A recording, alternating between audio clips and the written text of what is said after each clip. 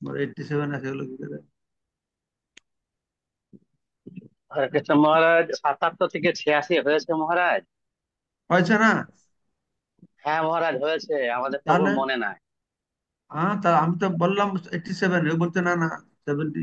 না না, না না, আমাদের শুধু আমার প্রভুর মনে নেই। সে শুয়ে পড়েছিল মনে হয় যখন পাঠ হচ্ছিল, হ্যাঁ, হরি একটু বল। ঘুমিয়ে ঘুমিয়ে পড়েছে মনে হয়। হ্যাঁ তাহলে মহারাজ, 86 ছিল, ঠিক আছে। 86, সেটাই তো। ঠিক আছে।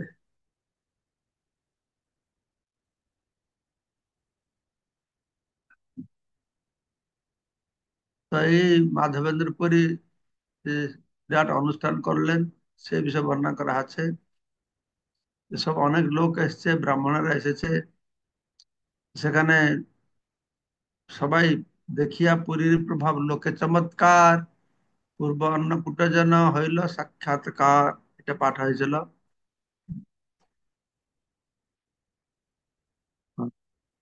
87। সকল ব্রাহ্মণে পরি বৈষ্ণব করিল, সেই সেই সেবা মধ্যে সেবা নিয়োজিল। সেখানে উপস্থিত ব্রাহ্মণদের মাধবেন্দ্র পুরী দীক্ষাদান করলেন, বৈষ্ণবে পরিণত করলেন, তাদের বিভিন্ন সেবায় নিয়োজিত করলেন। শাস্ত্রে উল্লেখ করা হয়েছে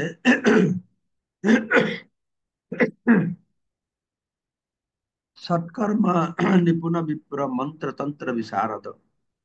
হম, কেউ ব্রাহ্মণ, যোগ্য ব্রাহ্মণকে ব্রাহ্মণোচিত বৃত্তিমূলক কার্যে দক্ষ হতে হবে। সৎকর্ম নিপুণ বিপ্র মন্ত্রতন্ত্র বিশারদ।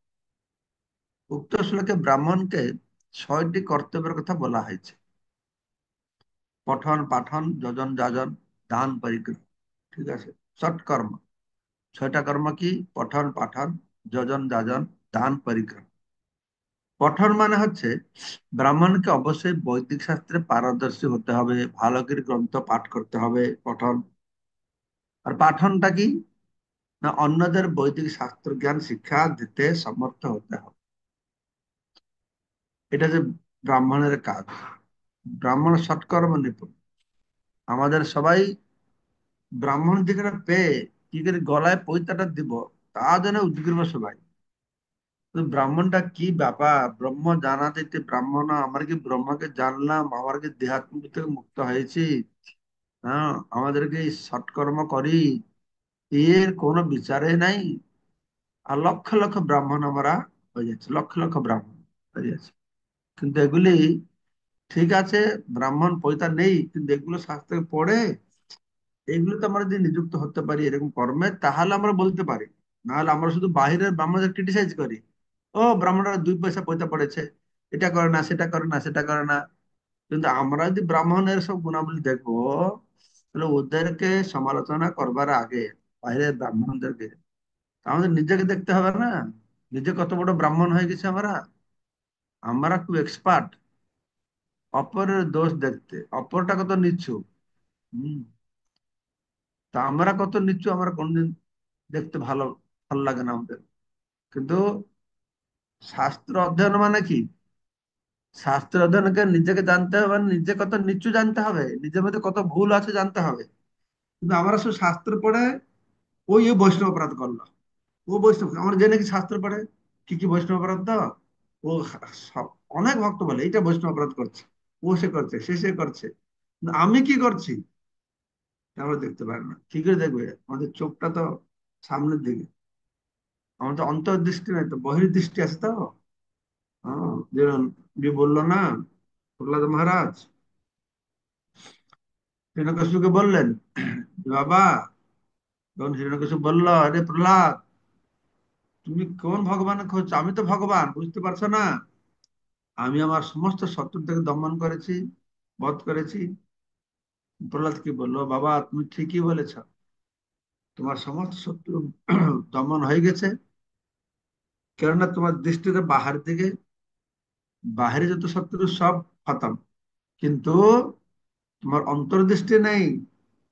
তাই অন্তরের ভিতরে যে শত্রুগুলো বসে আছে, কাম ক্রোধ লোভ মোহ মদ মাশ্চর্য, তাকে তুমি দেখতে পারছো না, আর তাদেরকে বধ করবার কোন চেষ্টাও করছে না।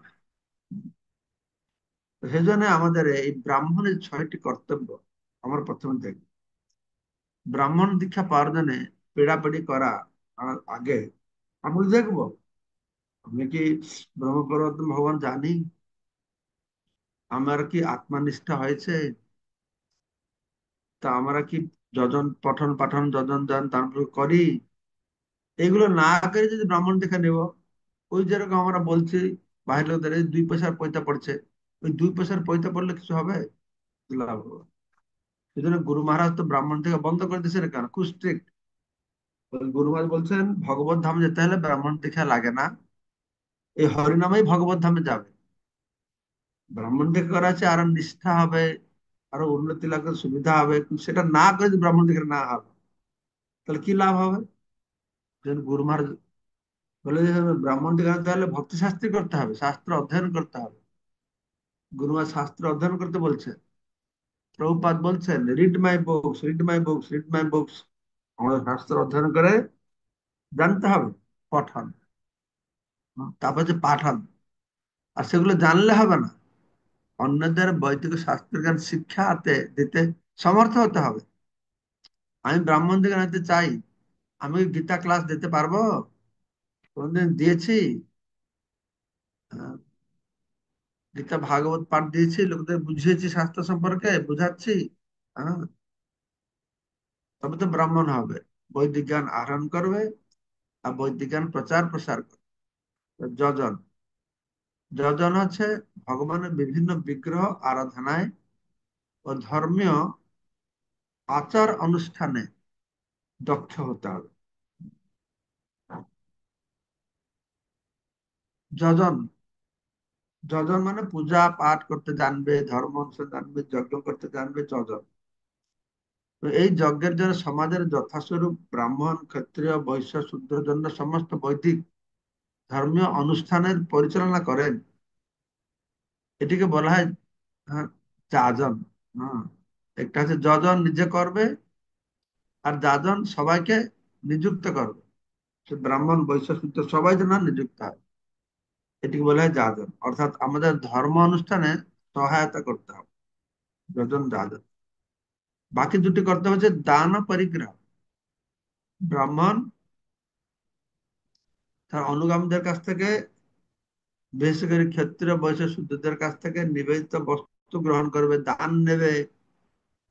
কিন্তু তিনি সমস্ত টাকা রেখে দেবেন না, যতটুকু টাকা দরকার ততটুকু কেবল তিনি রাখেন, আর তার প্রয়োজনের অতিরিক্ত যা কিছু সবই তিনি দান করে দেন। দান আর পরিগ্রহ। হুম, দান গ্রহণ করবে,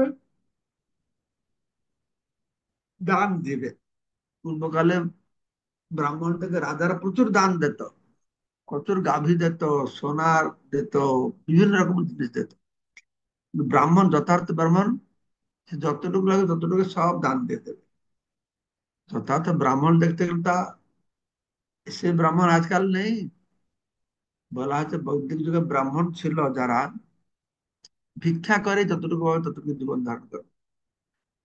আর কিছু ব্রাহ্মণ আছে ভিক্ষা তো করবে না, যখন ধান চাষ হয় জমিতে যে চাষি ধান নিয়ে যাওয়ার পরে যে ধানগুলো পড়ে থাকে সেগুলো কুড়িয়ে কুড়িয়ে নিয়ে সেই চালে জীবিকা নির্বাহ করে। বুঝতে পারছেন? তো এই দান ও পরিগ্রহ, এটা সৎকর্ম। এটাকে আপনি আপনার নোটবুকে লেখা রাখবেন সৎকর্মটা কি। ঠিক আছে? ভগবানের শিব বিগ্রহ অর্চন করতে হলে এই ধরনের যোগ্যতা সম্পন্ন ব্রাহ্মণদের অবশ্যই বৈষ্ণব হতে হবে। এই সৎকর্ম নিপুণ হলেই হবে না, সে আবার বৈষ্ণব হতে হবে, বিষ্ণু ভক্ত হতে হবে। কারণ ভক্তের কাছ থেকে ভগবান সেবা গ্রহণ করে। ভক্তামাং কি বলছে না, পত্রম পুষ্পং ফলং তম তুমি ভক্তা প্রয়চ্ছতি। ভক্তি সহকারে যে ভগবানকে দেবে সেটা গ্রহণ করে।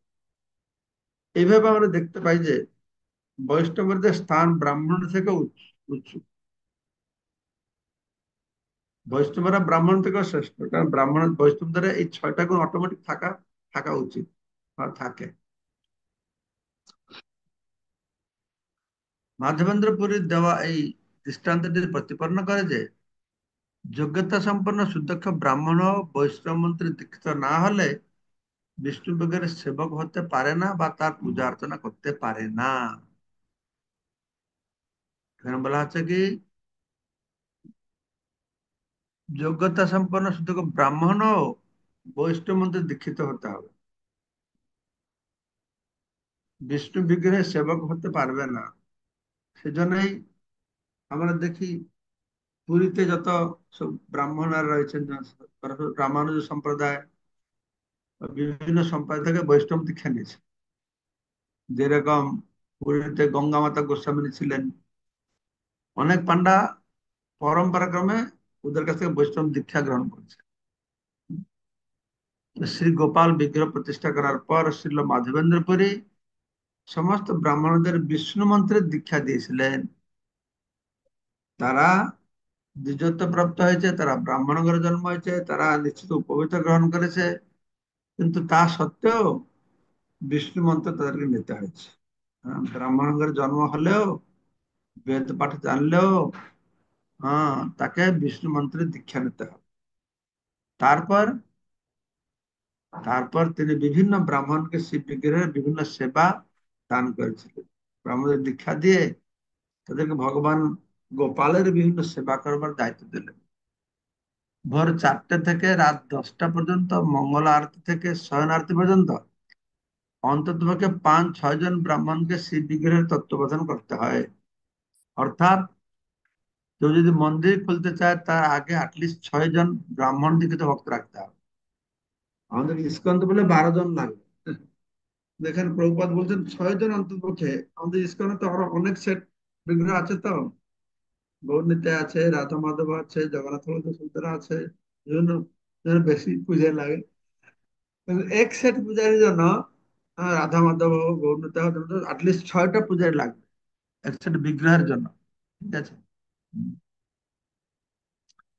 5-6 জন ব্রাহ্মণকে বিগ্রহের তত্ত্বাবধান, মন্দিরে 6বার আরতি করতে হবে, আর বহুবার ভোগের নিবেদন করতে হবে। 6বার নয়, বহুবার। তাছাড়া প্রসাদও বিতরণ করতে হবে, তবে মন্দির হবে না। খালি আগ্রহ করে মন্দির বসালে হবে না, চালাবার শক্তি রাখতে হবে। পূর্বতন আচার্যরা এইভাবে শ্রী বিগ্রহের অর্চনা করার পদ্ধতি প্রদান করে গেছে। আমাদের সম্প্রদায় মাধ্য সম্প্রদায়ের অন্তর্ভুক্ত, মাধবেন্দ্র পুরীর ধারায় অবস্থিত। আমরা বলি ব্রহ্ম মাধ্য গৌড় সম্প্রদায়। আমাদের 4টে সম্প্রদায় আছে: ব্রহ্ম সম্প্রদায়, শঙ্কর সম্প্রদায়, কুমার সম্প্রদায়, শ্রী সম্প্রদায়। 4 সম্প্রদায়। 4 সম্প্রদায় 4টে অধিষ্ঠাত্রী দেবতা আছেন আর আচার্য রয়েছেন। আমার ব্রহ্ম সম্প্রদায়ের অধিষ্ঠাত্রী দেবতা আছেন ব্রহ্মা, আর আমাদের আচার্য হচ্ছেন মাধ্বাচার্য। তো মাধ্বাচার্য থেকে এই শিক্ষা এসেছিল মাধবেন্দ্র পুরী পর্যন্ত। মাধবেন্দ্র পুরী শিষ্য হচ্ছেন ঈশ্বর পরিপাদ। কিন্তু ঈশ্বর পরিপাদ থেকে মহাপ্রভু দীক্ষা নিলেন, তাই ব্রহ্মা, মাধ্ব, তারপরে গৌড়ীয় সম্প্রদায় হলো। কিন্তু মহাপ্রভু এক বিশেষ সিদ্ধান্ত প্রদান করলেন। মাধ্বাচার্য ছিলেন দ্বৈতবাদী, কিন্তু মহাপ্রভু দ্বৈতবাদী নয় বা বিশিষ্ট অদ্বৈতবাদী নয়, কেবল অদ্বৈতবাদী নয়। তিনি শুরু করলেন কি না, আহ, এটা বিশেষ, এটা দর্শন সবকিছুকে নিয়ে অচিন্ত ভেদাভেদ তত্ত্ব, ভেদ অভেদ তত মতবাদ হচ্ছে আচার্যদের জীব আর ভগবানের সম্পর্ককে নিয়ে। কেউ বলছে জীব হচ্ছে ভগবান, কেউ হচ্ছে জীব না ভগবান দাস। এই বিভিন্ন এই ভিত্তিতেই বিভিন্ন সম্প্রদায়ের সৃষ্টি হলো। তো মহাপুরুষ শিক্ষা আছে অচিন্ত ভেদাভেদ তত্ত্ব। উম, পূর্বতন আচার্যরা এইভাবেই শ্রী বিগ্রহের অর্চনা করার পদ্ধতি প্রদান করে গেছেন। আমাদের সম্প্রদায় মাধ্য সম্প্রদায় অন্তর্ভুক্ত, মাধবেন্দ্র পুরীর ধারায় অবস্থিত। আমরা শ্রী চৈতন্য মহাপ্রভু পরস্পরার অন্তর্ভুক্ত, মানে পরম্পরার অন্তর্ভুক্ত। চৈতন্য মহাপ্রভু ব্রহ্ম মাধ্য গৌড়ীয়। হ্যাঁ, তিনি শ্রীপাদ মাধবেন্দ্র পুরী শিষ্য ছিল, ঈশ্বরপুরীর কাছ থেকে দীক্ষা গ্রহণ করেছিলেন। তাই আমাদের সম্প্রদায়কে গৌড়ীয় সম্প্রদায় বলা হয়। ব্রহ্মতে গৌড়ীয় সম্প্রদায়। সেই জন্য আমাদের নিষ্ঠা সহকারে মাধবেন্দ্র পুরী পদাঙ্ক অনুসরণ করা কর্তব্য।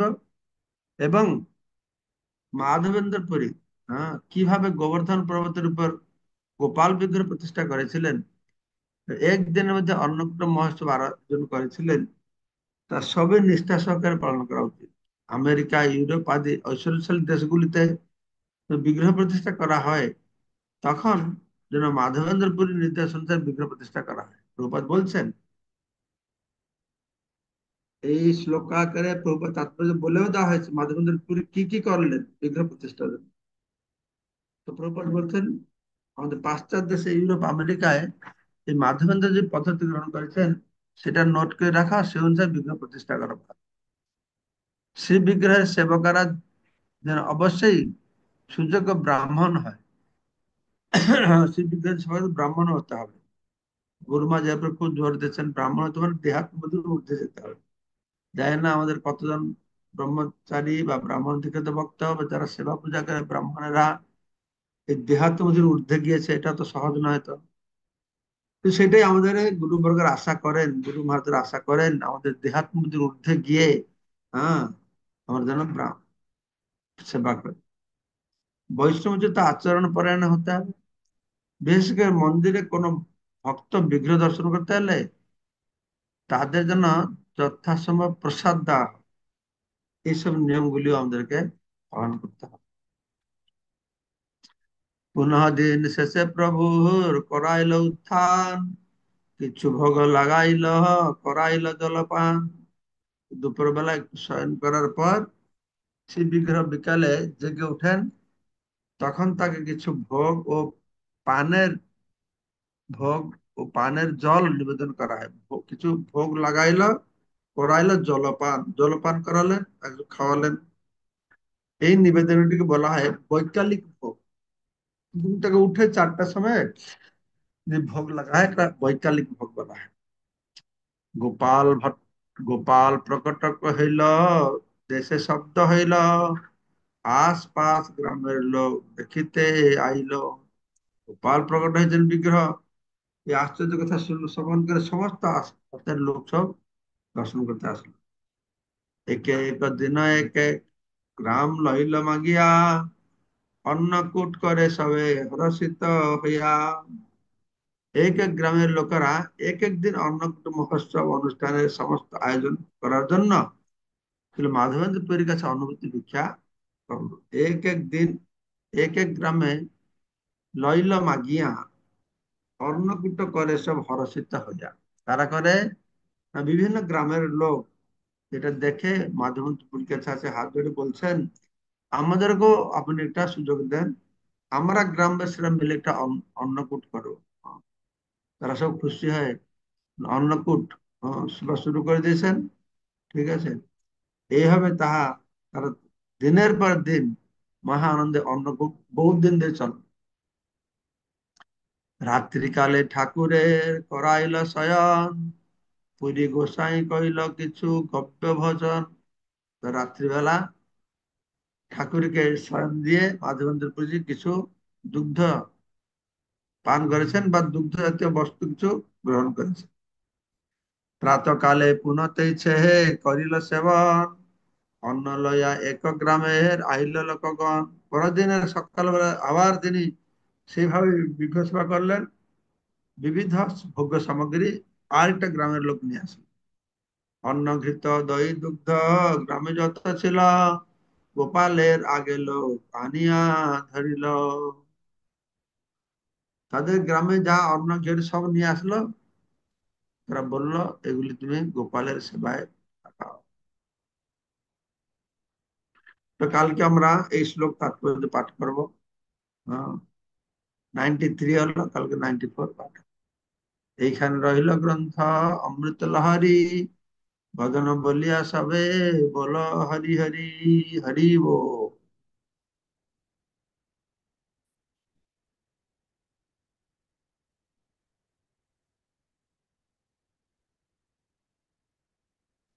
মঙ্গলনাথ প্রভু। হরে কৃষ্ণ মহারাজ, দণ্ডবত প্রণাম মহারাজ। মহারাজ, এই সৎকর্মটা আমি একবার বলি মহারাজ। মহারাজ, বিপ্র পঠন পাঠন, সে নিজে প্রামাণিক শাস্ত্র অধ্যয়ন করবেন এবং অপরকে সেটা শেখাবেন। আর যজন, তিনি পূজা পাঠ করবেন, যজ্ঞ করবেন। আর যাজন হচ্ছে সেটা অন্যকে শেখাবেন। দান হচ্ছে তিনি অন্যের কাছে দান গ্রহণ করবেন। আর তার প্রয়োজনের অতিরিক্ত যা হবে সেটা তিনি অপরকে দান করে দেবেন। এটা পরিগ্রহ। ঠিক বুঝেছি মহারাজ। হ্যাঁ, ঠিক। মহারাজ, এই বিপ্র আর ব্রাহ্মণের মধ্যে কোনো সূক্ষ্ম পার্থক্য রয়েছে মহারাজ? হ্যাঁ, আছে এটা কিছু, আমার মনে নাই। বিপ্র ব্রাহ্মণ, বিপ্র মানে যায় না। বিপ্র হচ্ছে যে দ্বিজ, বিপ্র আর ব্রাহ্মণ তিনটে জিনিস। দ্বিজত্ব প্রাপ্ত হয় বলে দ্বিজ জন উপবিত নেই। ডিটেল আছে, দ্বিজ কি, বিপ্র কি, ব্রাহ্মণ কি, খোঁজে বাইরে করুন। এটা আছে কিছু কথা।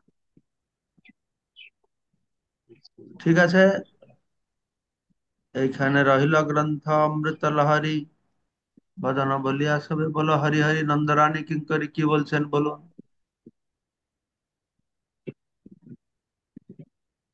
মহারাজ, আপনার চরণে প্রণাম।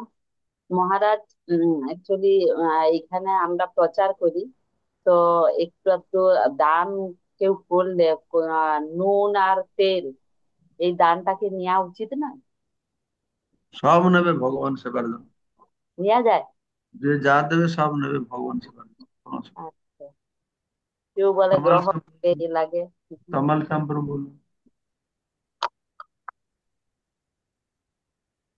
হরে কৃষ্ণ মহারাজ, চরণে প্রণাম।